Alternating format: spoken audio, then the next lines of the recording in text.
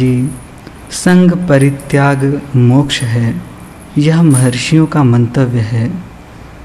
संग त्याग से जन्म छूट जाता है, अतः आप पदार्थों का संसर्ग छोड़ दीजिए और जीवन मुक्त हो जाइए।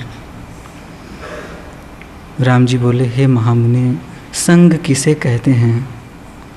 वशिष्ठ जी ने कहा, भद्र, इष्ट एवं अनिष्ट पदार्थों की प्राप्ति तथा अप्राप्ति होने पर हर्ष और विषाद रूप विकार उत्पन्न करने वाली मलिन जो यह रागादि वासना है, वही संग है, ऐसा मुनि कहते हैं। जीवन मुक्त स्वरूप वाले तत्ववेत्ताओं को पुनर्जन्म न देने वाली हर्ष एवं विषाद दोनों से निर्मुक्त शुद्ध वासना होती है। रामभद्र, उस शुद्ध वासना का दूसरा नाम असंग है।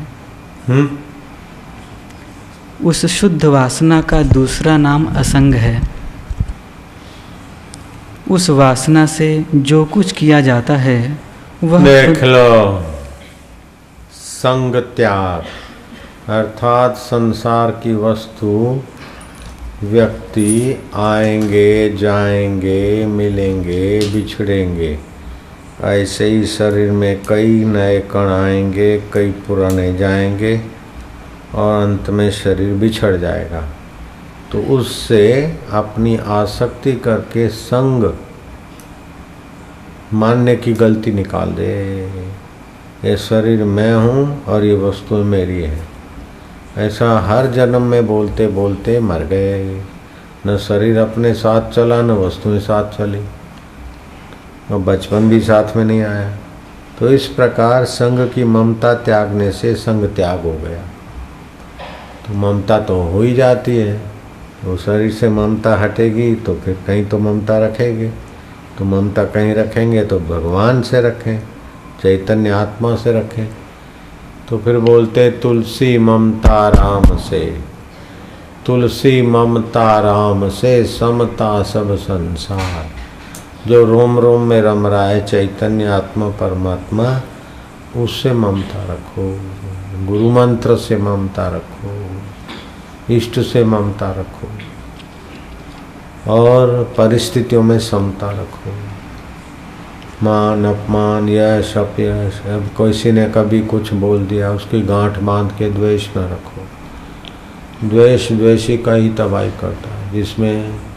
जिससे द्वेष करते उसका तो क्या पता हित हो कि अहित हो, लेकिन अपना अहित ही होता है द्वेष रखने वाले को। समझो मैं किसी से द्वेष करूं तो उसका अहित होगा कि नहीं पता नहीं, मेरा अहित होता है द्वेष करने से। ऐसे किसी वस्तु व्यक्ति से आसक्ति कर तो मेरा अहित होता है। तो आसक्ति, द्वेष, राग अपने को नुकसान देते।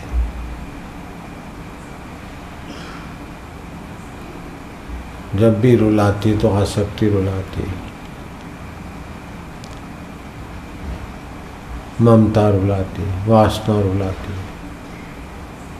दुख कौन देता है? ममता, आसक्ति, वासना।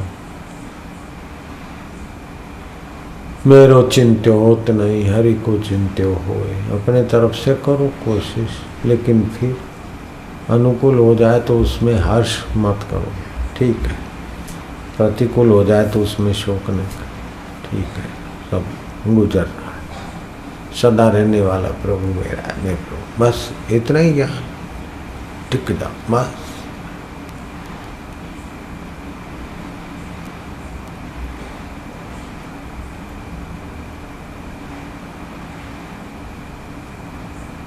परिस्थितियों में सतबुद्धि नहीं रखो, वस्तु में सतबुद्धि नहीं। सत स्वरूप ही सत है, वस्तु परिस्थितियां बदलती, बदलने वाला खेल है, माया है। जैसे सागर में तरंग है, अबदल मेरा आत्मा परमात्मा है। ओम शांति, ओम आनंद, हरि ओम ओम ओम ओम। नारायण, गोविंद, गोपाल, अनेक नाम उसी अबदल ईश्वर के। तो प्रगति दो प्रकार की होती है, एक बदल में प्रकृति होती है, एक अबदल की होती है। अबदल ईश्वर के तरफ गए तो अपना कल्याण है, तो अपनी प्रगति हुई। और बदलने वाली संसार की चीज़ें पा ली तो मिथ्या में मिटने वाली प्रगति हुई। तो एक प्रगति हुई अमिट, दूसरी हुई मिटने वाली।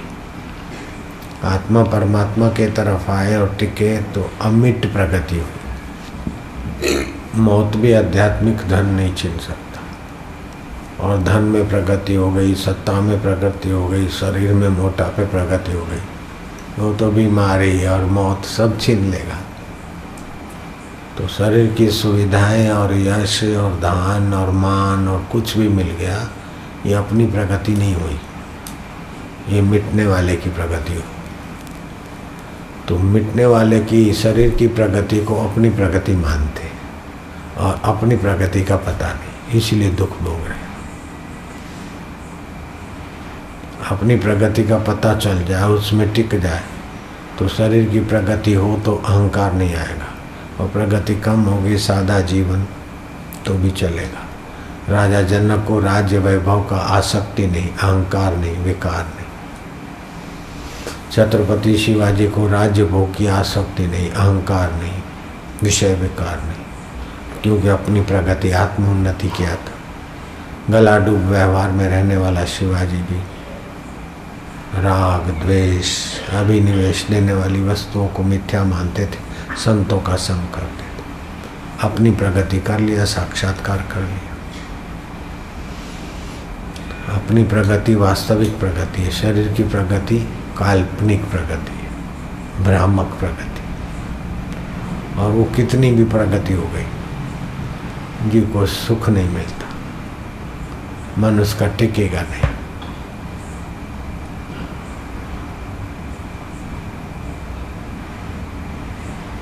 हृदय की तपन मिटेगी नहीं। निज सुख बिन मन होवे की थीरा, निज की प्रकृति के सुख के बिना मन टिकेगा नहीं। निज है आत्मा और पर है प्रकृति शरीर। पर में पत्नी के शरीर में, अपने शरीर में, धन में कितना भी मन टिकाओ, ज़्यादा टिकेगा नहीं।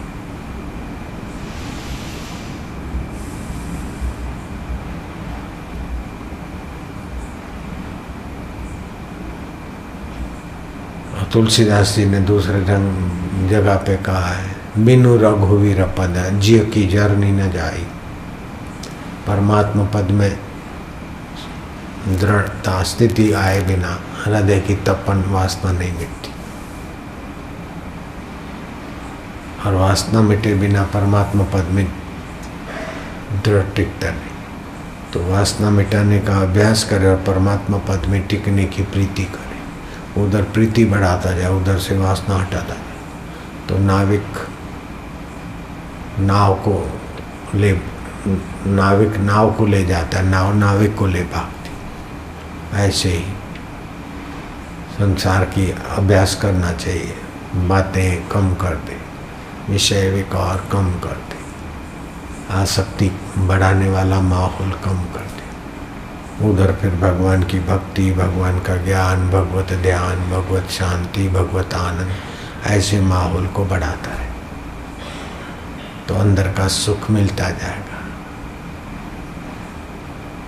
और बाहर का आकर्षण छूटता जाएगा। बाहर की वासना जितनी ज़्यादा उतना आदमी अशांत रहेगा, दुखी रहेगा। अहंकार से मान ले कि मैं करोड़पति हूँ, मैं अरबपति हूँ, मेरे इतने नौकर, लेकिन अशांत ज़्यादा है, दुखी ज़्यादा है, पीस ऑफ माइंड नहीं रहेगा। आत्मलाभात् सर्वलाभम, आत्मसुखात् परम सुखम न विद्यते, आत्मलाभात् परम लाभम न विद्यते। तो आत्मा परमात्मा विश्रांति,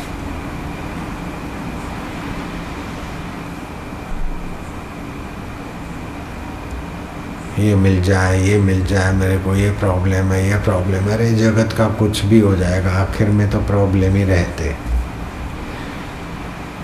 कितना भी कमा लो तो क्या है, कितना भी भोग लो, कितना भी खा लो, आखिर मौत के तरफ रोज एक एक दिन जा रहे हैं न जी। अब सब छूट जाए तो जो अछूट है उस ईश्वर को कब पाएगा, निज का सुख कब पाएगा। ये तो प्रकृति का शरीर है, पर का सुख हुआ। पर का सुख तो थोड़ा सा सुख, फिर दुख और जिम्मेदारी देगा। और आत्म सुख निज का सुख है। निज सुख बिन मन होवई की थीरा। निज के सुख के बिना मन टिकेगा नहीं। कोई सा भी शराब मिल जाए, दारू मिल जाए, कबाब मिल जाए, पैसा मिल जाए, कुछ भी मिल जाए, सुख के बिना मन नहीं टिकेगा। ओम हरि ओम ओम ओम।